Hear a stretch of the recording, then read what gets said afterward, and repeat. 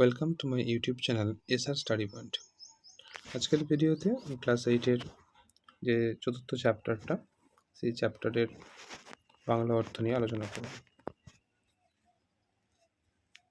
The great escape, Sugata বোসের লেখা the great escape. Escape মানে আমরা জানি পলায়ন করা। এবার এখানে নেতাজি সুভাষচন্দ্র বোস তিনি যেভাবে ইংরেজদেরকে ফাঁকি দিয়ে লুকিয়ে পালিয়েছিলেন তারই বর্ণনা এই পাঠ্যে আমরা পাবো। লেখকের সম্পর্কে একটু আমরা জেনে নেব। Sugata Bose is a historian, author, and Gardiner Professor of Oceanic History and a professor at Harvard University. Born to the eminent freedom fighter Dr. Cecil Kumar Bose and Mrs. Krishna Bose, he is the grandnephew of Netaji Subhash Chandra Bose and the grandson of Sarat Chandra Bose. In 2011, Bose published His Majesty's Opponent. The present text is an excerpt from this book. Sugata Bose is a historian. Historian মানে ঐতিহাসিক, author একজন লেখক, and the Gardiner Professor of Oceanic History, এবং তিনি কি ছিলেন? একজন Harvard বিশ্ববিদ্যালয়ের একজন মহাসাগরীয় ওসেনিক হিস্ট্রি অর্থাৎ মহাসাগরীয় ইতিহাস, and appears at the Harvard university, এবং তিনি যে হার্ভার্ড যে বিষয়ক তিনি একজন গার্ডিনারের অধ্যাপক একজন ছিলেন। Born to eminent freedom fighter, তিনি একজন এমিনেন্ট মানে বিশিষ্ট একজন ফ্রিডম ফাইটার, মুক্তিযোদ্ধা বা স্বাধীনতার যোদ্ধা বা একজন সংগ্রামী ছিলেন। Doctor Sisir Kumar Bose and Mrs Krishna Bose, এবং কি না ওই ডক্টর শিশির কুমার বোস এবং মিসেস কৃষ্ণ বোস, এবং he is the grand nephew of Netaji Subhas Chandra Bose and the grandson of Sarat Chandra Bose. তিনি কি ছিলেন না নেতাজি সুভাষচন্দ্র বোস ছিলেন তার যে বড় ভাইপো এবং শরৎচন্দ্র বসুর নাতি। ইন 2011 বোস পাবলিশড, 2011 সালে বোস, এই সুগত বোস তিনি পাবলিশ করেছিলেন, প্রকাশ করেছিলেন হিজ ম্যাজেস্টি অপোনেন্ট, তার এই লেখাটা। The present text is an excerpt from this book. এই বর্তমান যে পড়াটা বা পাঠ্যটা আমরা পড়ব সেখান থেকে তার কিছুটা অংশ তুলে ধরা হয়েছে।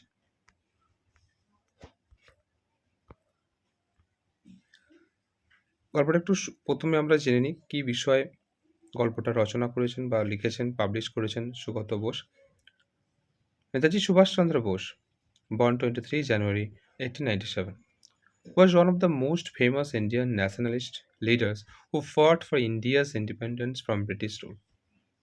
To this purpose, he founded the Indian National Army, or INA. He is included a women's regiment too. In 1941, the British government put Subhash under house arrest. That is, confined him in his own house.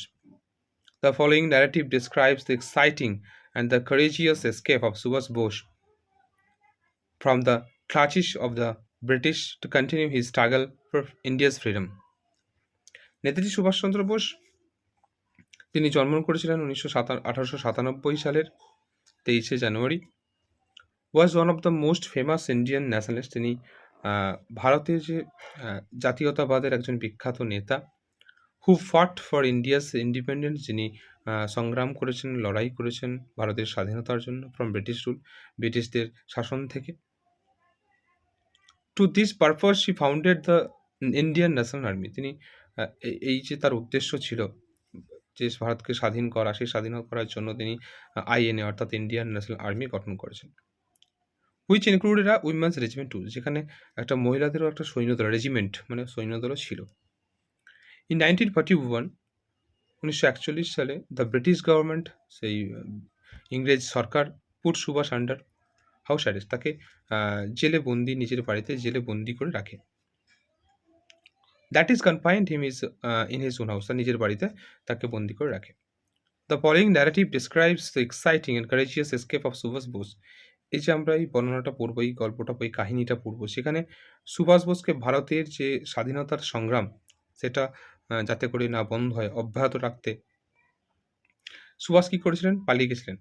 আ তার যে সাহসিকতা, courageous escape, তার সাহসিকতার সাথে চলে যাওয়া from the clutches of the British, সেই ব্রিটিশদের হাত থেকে, to continue his struggle, তার লড়াইটাকে জারি রাখতে for India's freedom, ভারতের স্বাধীনতার জন্য তিনি কী করেছিলেন? না সাহসিকতার সাথে উত্তেজনাপূর্ণভাবে ব্রিটিশদের হাত থেকে তিনি পালিয়েছিলেন। তারই বর্ণনা কিন্তু এখানে দেওয়া হয়েছে এই কাহিনীতে। Looking pale and thin, with a bushy half-grown beard, Subhas was recycling on his pillows when Sisir, his nephew, entered Subhas' bedroom that December afternoon. Subhas made him sit to his right on the bed. Looking intensely at Sisir, he said, "Can you do some work for me?" Sisir nodded. Looking পেল and thin, তাকে পেল কথার অর্থ হচ্ছে মুখটা বিবর্ণ থাকা, ফ্যাকাশে থাকা, সেরকম অবস্থায় এবং জীর্ণশীর্ণ হয়ে থাকা অবস্থায়, with a bushy half grown beard, যেখানে একটু তার যে হাফ গ্রোন বিয়ার্ড অর্থাৎ হচ্ছে অর্ধেকটা বেড়ে ওঠা এরকম দাড়ি, এবং বুশি মানে ঝোপঝাড়ের মতো। Subhas was recycling on his pillow, Subhas কী করছিলেন, মানে রিসাইক্লিং মানে হচ্ছে হেলান দিয়ে বসে থাকা বা হেলান দিয়ে শুয়ে থাকা, সেটা করে রিসাইক্লিং বলা হয়। Sisir when Sisir his nephew entered Subhas bedroom, যখন তার ভাইপো সুভাষ তার বেডরুমে প্রবেশ করেছিলেন, দ্যাট ডিসেম্বর আফটারনুন, সেই ডিসেম্বরের বিকালবেলাতে, Subhas made him sit to his right on the bed, Subhas তাকে তার বিছানার ডান দিকে বসিয়েছিলেন। লুকিং ইন্টেন্সলি আর শিশির, ইন্টেন্সলি তার দিকে তীব্রভাবে তাকিয়ে, এবং তিনি বললেন, he said, can you do some work for me, তুমি কি আমার জন্য কিছু একটা কাজ করে দিতে পারো? শিশির নোটেড, শিশির তখন সম্মতি জানালেন, তিনি পারবেন এটা বোঝাতে চাইলেন। The task, as it turned out, was to help plan and carry out Subhas' escape from India. Sisir would have to drive his uncle in the dead of the night to a railway station far away from Calcutta. The task, যে কাজটা ছিল, as it turned out, যখনই তাকে বলা হলো, ওয়াজ to help, তাকে বলা হলো যে একটা প্ল্যান করছে কীভাবে ইন্ডিয়া থেকে সে পালিয়ে যাবে, সুভাষ পালিয়ে যাবেন, সেটার যখন ওর সাথে পরিকল্পনা করছেন তাকে সাহায্য করার ব্যাপারে, Sisir would have to drive his uncle, শিশিরকে তাকে সেই গাড়ি চালিয়ে নিয়ে যেতে হবে তার কাকাকে, to a railway station far away from Calcutta, Kolkata থেকে অনেকটা দূরে একটা রেল স্টেশনে বা একটা রেল স্টেশনে তাকে পৌঁছে দিয়ে আসতে হবে। সেটা তখন বর্ণনা করলেন বা বললেন, পরিকল্পনাটা সেটাই ছিল। From his uncle's residence at Elgin Road, Sisir walked back that night to his own house at 1 Woodburn Park in the state of wonder and subdued excitement.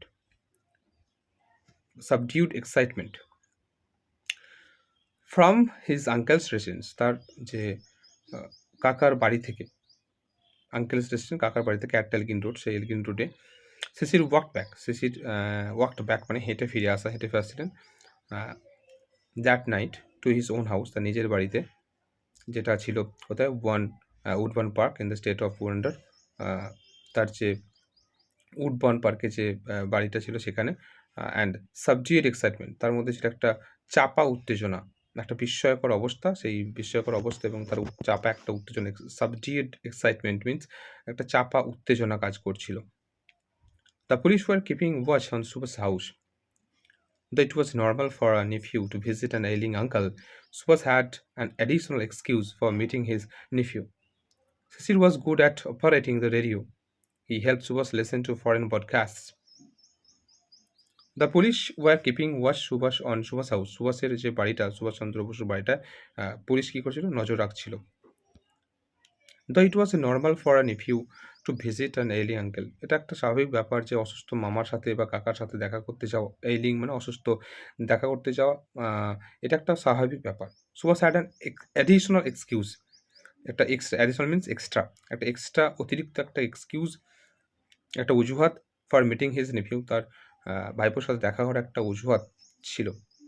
সিসির was good at operating the radio. সিসির কিন্তু ওই radio চালাতে খুব প্রস্তুত বা খুব পারদর্শী। He helped Subhas listen to foreign broadcast. Broadcast মানে বিদেশি যে সম্প্রচার বা খবর, সেটা কী করেছিলেন সুভাষকে, হি হেল্প সুভাষকে সাহায্য করেছেন লিসেন টু ফরেন মানে বিদেশি যে ব্রডকাস্ট অর্থাৎ বিদেশি যে খবরগুলো বা সম্প্রচারগুলো শুনতে সাহায্য করেছিলেন। Subhas and Sisir discussed various means of escape. Finally they decided to drive out in the most nasal fashion through the main gate. Sisir owned a German car called the Wanderer, which he and Subhas chose for their journey. Subhas and Sisir discussed various means of escape. Subhas এবং তার মামা কী করেছিলেন না, বিভিন্ন পালানোর যে বিভিন্ন উপায়, সেই উপায় নিয়ে তারা আলোচনা করতেন। ফাইনালি অবশেষে দে ডিসাইডেড, তারা স্থির করলেন টু ড্রাইভ আউট, তারা বেরিয়ে যাবেন। In the most natural fashion, fashion মানে ওয়ে আর পথ, একটা সাধারণভাবে তারা স্বাভাবিকভাবে তারা দরজা দিয়ে কোথা দিয়ে বেরোবে, থ্রু দ্য মেন গেট, প্রধান যে দরজা বা সদর দরজাটাকে বলা হয় সেটা দিয়ে বেরিয়ে যাবে। সিসির ওনটা জার্মান কার, সিসির একটা নিজের জার্মান গাড়ি ছিল যেটাকে বলা হতো ওয়ান্ডার, কল দ্য ওয়ান্ডারার। গাড়িটার নাম ছিল Wanderer. Which he and Subhas choose for their journey, যেটা সুভাষ এবং তিনি বাছাই করেছিলেন তাদের ভ্রমণের জন্য। আজকের পাঠে এইটুকুই, পরবর্তী পাঠে বাকি অংশটা নিয়ে আলোচনা করব।